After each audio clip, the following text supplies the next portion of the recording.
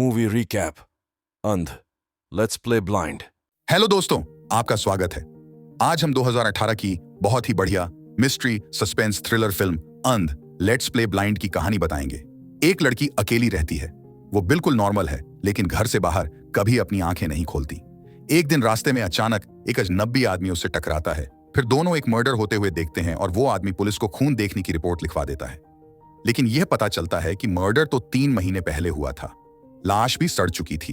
इसके बाद उन दोनों की लाइफ बदल जाती है।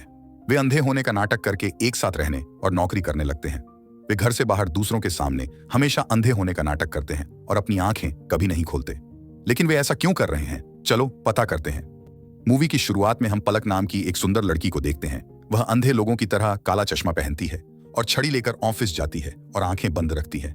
हमें पता चलता है कि पलक अंधी नहीं है, वो सिर्फ अंधे होने का नाटक करती है। एक दिन पलक ऑफिस से नाइट ड्यूटी करके सुबह घर आ रही थी। तभी रास्ते में उसकी कार खराब हो जाती है। पलक ड्राइवर से कहती है, घर पास में है, मैं यहां से वापस घर पैदल चली जाती हूँ। उसका घर 5 मिनट की दूरी पर ही था।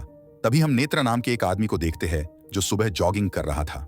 जैसे ही वह पलक के पास से निकल रहा था, तभी उसको एक कार साइड से टक्कर मारती है और नेत्रा पलक से टकराता है और दोनों नीचे गिर जाते हैं।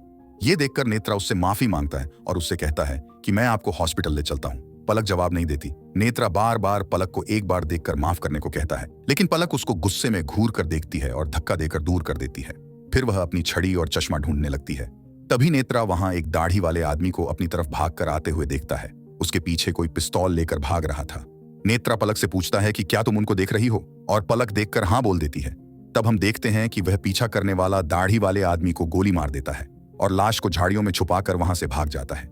ये देखकर नेत्रा डर जाता है और पुलिस को बताने के लिए फोन करता है, लेकिन पलक उसको मना करती है और कहती है कि पुलिस को कॉल करने की कोई जरूरत नहीं, मैं किसी पचड़े में नहीं पड़ना चाहती। लेकिन नेत्रा कहता है कि यहाँ एक मर्डर हुआ है और हमें पुलिस को इन्फॉर्म करना ही होगा। और वह पुलिस को कॉल करके कहता है कि यहाँ चारमूड के पास एक मर्डर हुआ है और मैंने और यहाँ एक लड़की ने ये मर्डर होते हुए देखा है। जब नेत्रा और पलक पुलिस स्टेशन जा रहे होते हैं, नेत्रा पलक को अंधों की तरह चलते देखकर सोचता है कि वो कोई एक्टिंग या रिहर्सल कर रही है, पर पलक जवाब नहीं देती। अब यहाँ से सीन शिफ्ट होता है और हम देखते हैं कि नेत्रा और पलक पुलिस स्टेशन पहुंच जाते हैं। वहां उनको महिला कांस्टेबल इंतजार करने के लिए कहती है और पुलिस इंस्पेक्टर को बुलाने चली जाती है। तब नेत्रा पलक से कहता है कि तुम आंखें बंद करके क्यों खड़ी हो, क्या तुम अभी भी मुझसे गुस्सा हो? पलक उसको कुछ जवाब नहीं देती। नेत्रा उससे बोलता है कि मैंने अपनी गलती की माफी तुमसे मांग ली है और अब हमें मर्डर की अदालत में गवाही भी देनी है, क्या तुम तब भी ऐसा करोगी?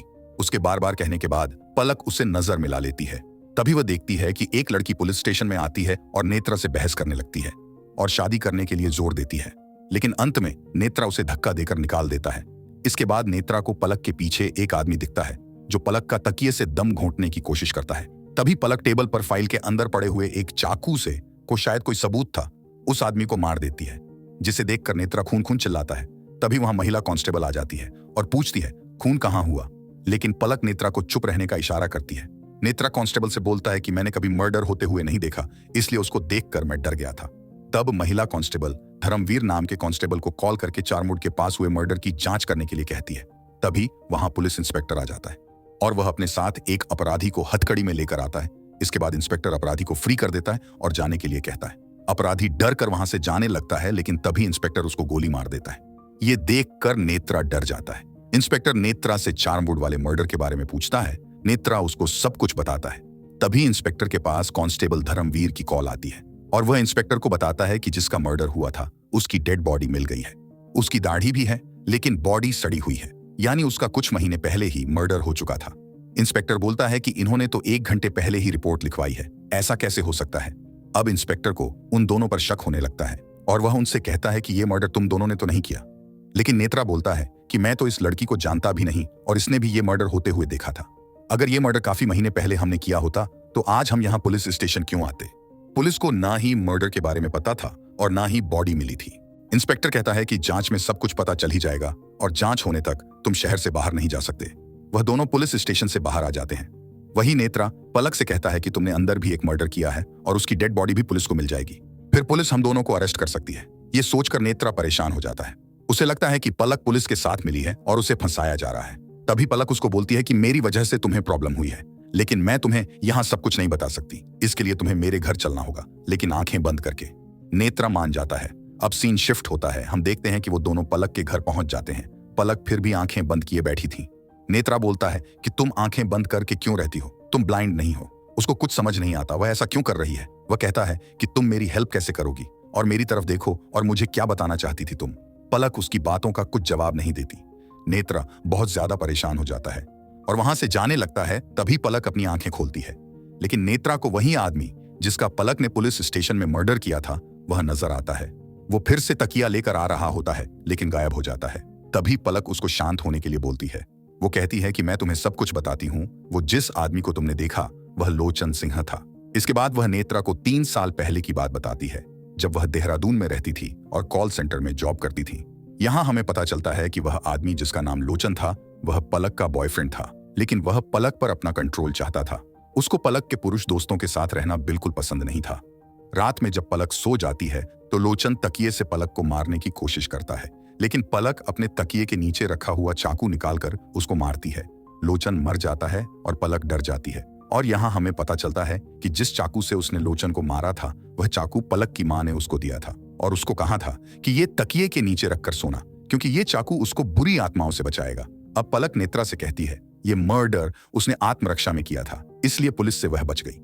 लेकिन वह एक पवित्र चाकू था जिससे एक इंसान का मर्डर हो गया था, जिसकी वजह से उस पर कर्स या श्राप लग गया। नेत्रा उससे पूछता है कि कैसा श्राप।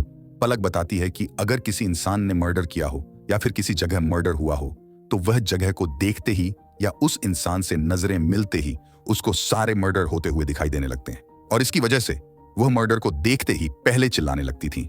वहां के लोग उसको पागल समझने लगे, जिससे उसको लगा कि जब तक उसकी आंखें बंद रहती हैं तब तक सब कुछ ठीक रहता है। वो कहती हैं कि मैंने ऐसा ही करना शुरू कर दिया और मेंटल हॉस्पिटल से बाहर आने के बाद देहरादून छोड़कर मैं यहाँ आ गई और एक अंधी की जिंदगी जीने लगी। नेत्रा को यकीन नहीं आता, क्योंकि रास्ते में मर्डर तो उसने खुद देखा था। ये बातें सुनकर नेत्रा हंसने लगता है और उसको कहता है कि तुम झूठ बोल रही हो। नेत्रा सोचता है कि वो कोई शो बना रही है जिसमें लोगों को बकरा या मुर्गा बनाया जाता है। वह वहां से जाने लगता है। तभी पलक उसको कहती है कि तुमने भी एक मर्डर किया है। ये सुनते ही नेत्रा को शॉक लगता है। तभी सीन कट होकर शिफ्ट होता है, जहां हम देखते हैं कि कांस्टेबल धर्मवीर पोस्टमार्टम की रिपोर्ट इंस्पेक्टर को दिखाता है और कहता है कि मर्डर 3 महीने पहले हुआ था और उनको पता चला है कि नेत्रा अपना घर छोड़कर चला गया है और उसका फोन भी बंद है। अब हम देखते हैं कि धर्मवीर इंस्पेक्टर को बताता है कि उसने उस अपराधी को पकड़ लिया है जिसने चार्मवुड में मर्डर किया था। उसका नाम बाहुबली यादव है। उसने अपना जुर्म कबूल कर लिया है, मगर वो नेत्रा को नहीं जानता। इंस्पेक्टर को फिर भी नेत्रा पर पूरा शक था, क्योंकि उसने 3 महीने पहले हुए मर्डर की रिपोर्ट लिखाई थी, जैसे वह मर्डर खुद देख कर आ रहा हो। धर्मवीर बताता है कि वोडाटेल कंपनी में काम करने वाली एक लड़की ने बताया है कि वो दोनों भी उसके साथ काम करते हैं, और वो लड़की तो 2 साल से अंधी बनकर काम कर रही है। यह सुनकर इंस्पेक्टर का शक और भी बढ़ जाता है। कांस्टेबल बताता है कि नेत्रा और पलक दोनों साथ रहते थे, लेकिन अब वहां से शिफ्ट हो चुके हैं और वह दोनों ब्लाइंड होने का नाटक कर रहे हैं। इंस्पेक्टर बाहुबली यादव को मौत से भी बड़ी सजा देने की और उसके चेहरे पर एसिड फेंकने की धमकी देता है, लेकिन फिर भी बाहुबली यादव कहता है कि वह नेत्रा को नहीं जानता। इंस्पेक्टर को फिर भी उन दोनों पर कातिल होने का पूरा शक है, खासकर नेत्रा पर। अब हम देखते हैं कि पलक और नेत्रा अपने दूसरे घर में आ जाते हैं। तभी उनकी डोरबेल बजती है। नेत्रा देखता है कि बाहर कांस्टेबल है। वह पलक को अंदर जाने के लिए बोलता है और दरवाजा खोलता है। धर्मवीर नेत्रा से पूछता है कि तुम ब्लाइंड क्यों बने हो और यहाँ क्यों शिफ्ट हुए। नेत्रा उसको कुछ नहीं बताता। धर्मवीर उससे पूछता है कि तुम्हें 3 महीने पहले हुए मर्डर का कैसे पता चला। नेत्रा उससे बोलता है कि इंस्पेक्टर को फोन लगाओ। इसके बाद नेत्रा इंस्पेक्टर से बात करता है और कहता है कि तुमने धर्मवीर को यहाँ क्यों भेजा है। इंस्पेक्टर बोलता है कि तुम पुलिस स्टेशन आओ और अपना जुर्म कबूल कर लो, मर्डर का। नेत्रा कहता है कि तुमने भी एक मर्डर किया है और ये मैं सिद्ध कर सकता हूँ। ये सुनकर इंस्पेक्टर हैरान हो जाता है। नेत्रा के कहने पर इंस्पेक्टर धर्मवीर को वापस बुला लेता है। इसके बाद सीन शिफ्ट होता है और हम इंस्पेक्टर को देखते हैं। उसने धर्मवीर को बाहर मिलने के लिए बुलाया था। धर्मवीर उससे पूछता है कि मुझे यहाँ क्यों बुलाया है। इंस्पेक्टर को उस पर शक था, क्योंकि नेत्रा को उस नकली एनकाउंटर के बारे में पता था जो इंस्पेक्टर ने किया था, और एनकाउंटर का सिर्फ धर्मवीर को पता था। इंस्पेक्टर उसको मारने की धमकी देता है और कहता है कि तूने ही नेत्रा को फेक एनकाउंटर के बारे में बताया है। धर्मवीर उसको मना करता है कि उसने नेत्रा को कुछ नहीं बताया, मगर इंस्पेक्टर को उसकी बातों पर यकीन नहीं होता और वह धर्मवीर को उसी जगह गोली मार देता है जहां सड़ी हुई लाश मिली थी। इस तरह इंस्पेक्टर सोचता है कि उसने अपने गुनाह का सबूत मिटा दिया है। अब हम नेत्रा और पलक को देखते हैं। तभी उनकी डोरबेल बजती है। नेत्रा पलक को कमरे में जाने को कहता है और दरवाजा खोलता है। वहां इंस्पेक्टर खड़ा था। नेत्रा उससे पूछता है कि तुम यहाँ क्यों आए हो। इंस्पेक्टर बोलता है कि तुमने मुझे ब्लैकमेल करने की कोशिश की थी। तुम कैसे प्रूव करोगे कि मैंने फेक एनकाउंटर किया है? नेत्रा उसको देखता है और बोलता है कि तुमने धर्मवीर को बिना बात मार दिया। वो पूछता है कि तुम्हें कैसे पता चला? वहां तो कोई नहीं था। नेत्रा कहता है, बेचारे धर्मवीर को तुमने बिना मतलब के मार दिया। इंस्पेक्टर परेशान हो जाता है और उससे पूछता है कि तुम्हें ये सब कैसे पता चला? तभी इंस्पेक्टर को आइडिया आता है कि अब नेत्रा और पलक को भी मार देना चाहिए।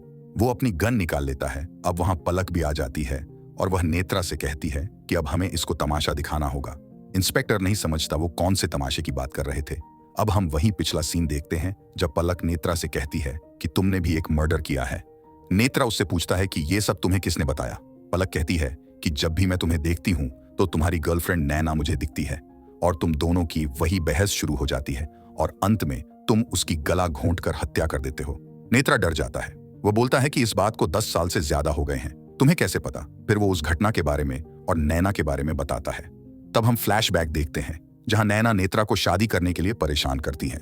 नेत्रा मना कर देता है और उसको चले जाने के लिए कहता है, लेकिन नैना उसकी नहीं सुनती। वो कहती है, मैं प्रेग्नेंट हूं। नैना नेत्रा को धमकी देती है कि वह नेत्रा का करियर बर्बाद कर देगी। इसी बात से गुस्सा होकर नेत्रा नैना को गला घोंटकर मार देता है। पलक नेत्रा को बताती है कि तुम्हारे साथ और भी बुरा हो चुका है। वह बताती है कि जब मैं मेंटल हॉस्पिटल में थी तो वहां डॉक्टर ने मेरा चेकअप किया। उसने मुझे छूते हुए मुझसे नजरें मिला ली थी। तभी डॉक्टर को मर्डर होते हुए दिखने लगा और तब मुझे पता चला कि जिसको भी मैं नजरें मिलते हुए छू लूं, मेरा श्राप उसको भी लग जाता है। फिर पलक नेत्रा को याद दिलाती है कि तुम ही मुझसे टकराए थे और तुम ही ने मुझे देखने और छूने पर मजबूर किया था। नेत्रा पूछता है कि मतलब मुझे भी तुम्हारा श्राप लग गया है? पलक हाँ में जवाब देती है। ये सुनकर वह परेशान हो जाता है।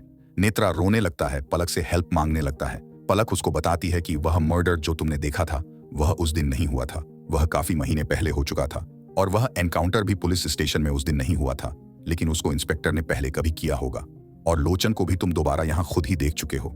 नेत्रा ये सुनकर परेशान हो जाता है। पलक उससे कहती है, अब तुम्हारे पास एक ही रास्ता है। अगर तुम पागल नहीं होना चाहते तो तुम भी मेरी तरह ब्लाइंड बन जाओ। नेत्रा को मानना पड़ता है।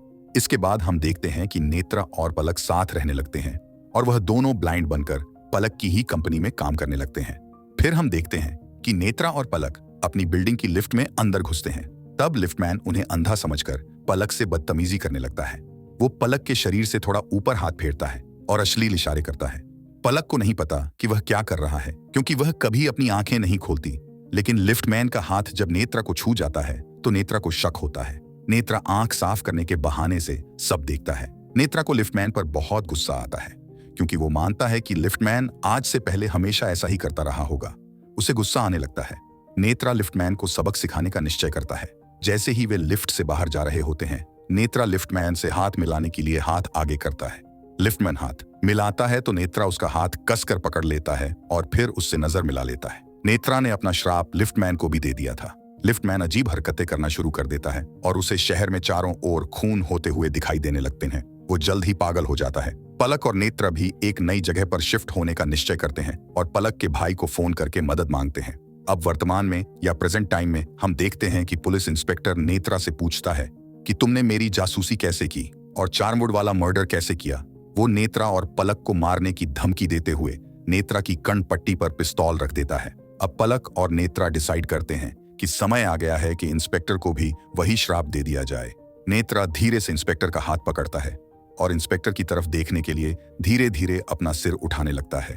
अब स्क्रीन ब्लैक हो जाती है और एक गोली और लड़की के चिल्लाने की आवाज आती है। फिर लिखा आता है टू बी कंटिन्यूड, यानी इस फिल्म का दूसरा पार्ट भी है। क्या इंस्पेक्टर ने नेत्रा और पलक को मार दिया? क्या नेत्रा ने इंस्पेक्टर को अपना श्राप दे दिया? इन सवालों के जवाब हमें उस फिल्म के सीक्वल में मिलेंगे। लेकिन ये फिल्म भी एक गजब का सुपरनैचुरल सस्पेंस थ्रिलर है। ये movie edge of the seat entertainment है, जैसा आपने पहले कभी भी देखा या सुना नहीं होगा। इस फिल्म के लेखक, निर्माता, निर्देशक और नेत्रा का पात्र निभाने वाले विजय शंकर शर्मा का अंग्रेजी में उपन्यास है लेट्स प्ले ब्लाइंड, जिसमें कहीं अधिक कहानी और पात्र हैं। अगले भाग में होने वाली कई सारी बातों का जिक्र भी है। आप इस फिल्म को फ्री में YouTube में देख सकते हैं और जो घटनाएं हमने यहां नहीं बताई वो भी देख सकते हैं। चैनल को सब्सक्राइब करना और वीडियो को लाइक, शेयर और कमेंट करना ना भूलें। धन्यवाद।